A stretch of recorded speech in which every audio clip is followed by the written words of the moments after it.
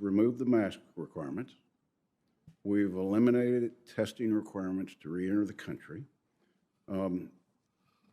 Title 42 is a CDC decision, and you said in your response to a letter to me that you were lifting it because, and I'll refer to how you, I think, addressed Senator Marshall. You said we have the tools, tests, and vaccinations, therefore there's no longer a public health emergency. Yeah, I misspoke. We had the tools, tests, and vaccinations. Therefore, there is no longer a public health reason to bar people from entering this country. Thank you. I appreciate the opportunity to correct that. But there's a public health emergency still. I think the question of a public health emergency is a different question than is there a public health reason to bar people from entering into the country. I'd like to make that distinction. Well, it's already in the record, I think, what you wrote to me, which I think basically said we don't have a public health concern. Let me ask you, what are you looking for to end the public health emergency? Maybe if I could defer that question to the ASPR, that might, I think as part of the HHS, that would be helpful. Thank you.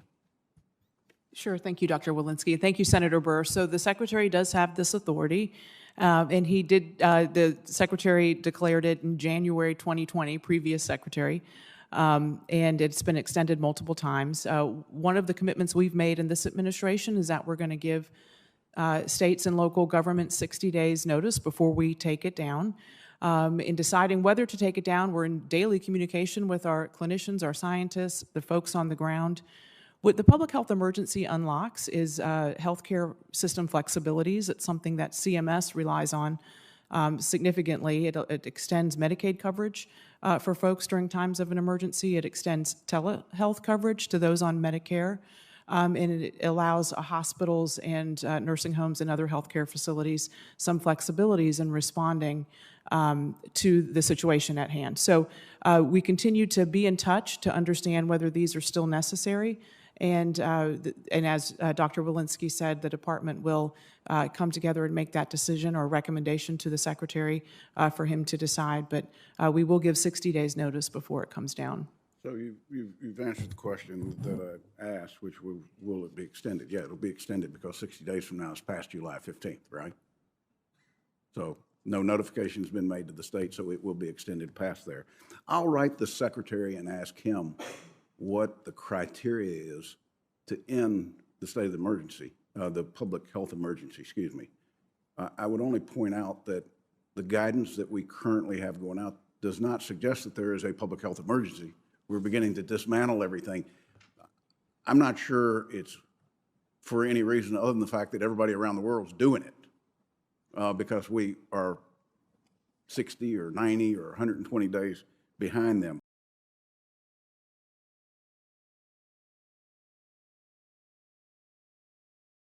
San Mateo County workers are scrambling to clean up a mess uncovered by the ABC 7 News I-team. Several $1 million worth of precious PPE purchased with your tax dollars left outside in the rain. Good evening. Thanks for joining us. I'm Amma Dates. And I'm Dan Ashley. Our Dan Noyes begins our I-team coverage tonight with a story you'll see only on 7. He is in the newsroom. Dan, what a picture that is. Well, Dan and Amma, we all know how important masks and hospital gowns and other protective gear are as the pandemic surges. This seems hard to believe, though, but top county officials didn't know that thousands of boxes of PPE were moved outside and forgotten for months until I told them. I got a tip on a recent rainy day and went straight to the San Mateo County Event Center, Gate 9, and couldn't quite believe what I found. Thousands upon thousands of boxes containing all sorts of brand new personal protective equipment, soaking in the rain. Stacks of boxes collapsing. Oh, what a mess. Too many to count. Some breaking open and spilling their contents. Hospital gowns in all different sizes. Here's size M. There's large. 7 News I-team uncovered millions of dollars in PPE sitting in the rain in San Mateo County. A familiar sight in San Benito County now. Thousands more boxes of PPE not only sitting outside in unwieldy stacks, but heading to the recycling center to be shredded. So what in the world is going on? ABC 7 News I-Team reporter Dan Noyes is back with an update to his exclusive investigation. Dan? Dan, our investigation from last week is getting a huge reaction across the country. More than 600,000 views on TikTok alone. I received many comments on the report, but also tips to investigate. Luke Markham and his wife saw something familiar in last week's I-Team report from San Mateo County, showing all that PPE, including hospital gowns, sitting in the rain.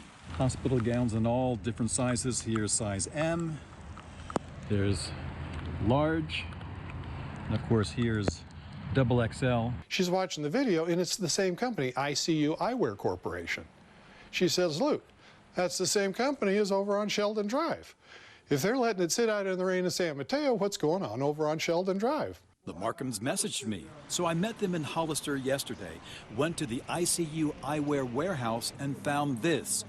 Thousands of boxes of PPE stacked high, containing millions of plastic face shields, some of the columns on the verge of collapsing, and forklifts loading them onto flatbeds.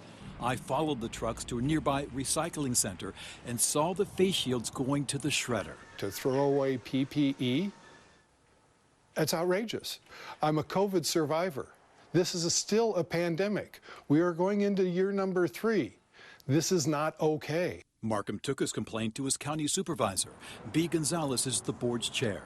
I discovered that these masks were being destroyed at the request of the federal government. Why would the federal government be requiring this county and this business to destroy face shields in a pandemic? That I couldn't answer you, and as I said, there's more questions that are answers, and the further questions we ask, the bigger the hole gets.